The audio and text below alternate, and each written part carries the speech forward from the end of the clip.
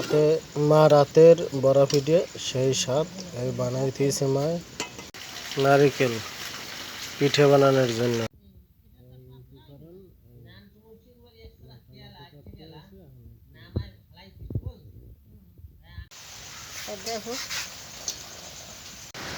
বড়া পিঠা সেই স্বাদ এই ঠান্ডায় খাইলে চললেন বানাইয়ে খান। প্রথম খোলার পিঠা হয়ে গেছে প্রায় আবার কাছাকাছি মায় হালাইতে আছে।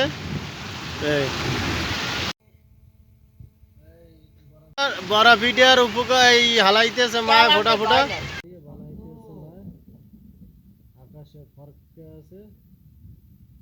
সুস্বাদু বড়া পিঠা 3 বছর পরে খামু আর শিগগির খাওয়া হয় না বড়া পিঠা। বড়া পিঠার খামি বানাইছে এই যে এটা মেডিসিন নারিকেল পিঠে বানানোর জন্য।